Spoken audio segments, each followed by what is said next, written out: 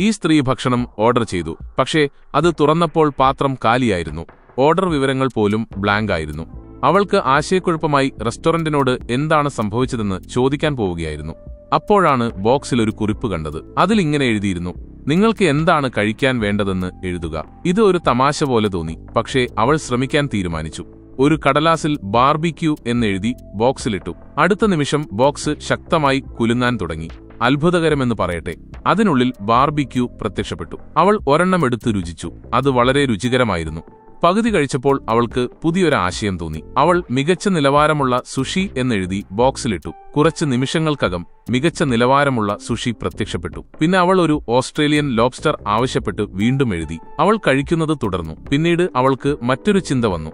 ലോകത്തിലെ ഏറ്റവും വിലയേറിയ ഭക്ഷണം ഏതാണെന്ന് അവൾ ഓൺലൈനിൽ തിരഞ്ഞു. ഒരു സ്പൂണിന് $7 ലക്ഷം വില വരുന്ന കാവിയാറാണെന്ന് കണ്ടെത്തി. അത് കഴിക്കാൻ അവൾക്ക് അതിയായ ആഗ്രഹമുണ്ടായിരുന്നു. പക്ഷേ അവളുടെ കയ്യിലുണ്ടായിരുന്ന പേപ്പർ തീർന്നു. അവൾ ഒരു ക്യാബിനറ്റ് തുറന്ന് കുറച്ച് വ്യാജമരുന്നുകളുടെ പാക്കേജിംഗ് എടുത്ത് പേപ്പറായി ഉപയോഗിച്ചു. അവൾ അതിൽ വേഗത്തിൽ കാവിയാർ എന്നെഴുതി. അവൾ 2 കവിളിൽ വെച്ചപ്പോൾ തന്നെ മൂക്കിൽ നിന്ന് രക്തം വരാൻ തുടങ്ങി. പെട്ടെന്ന് തന്നെ അവൾ നുരയും പതയും ഛർദ്ദിച്ചു. തൽക്ഷണം മരിച്ചു. സബ്സ്ക്രൈബ് ചെയ്താൽ നാളെ കാണാം.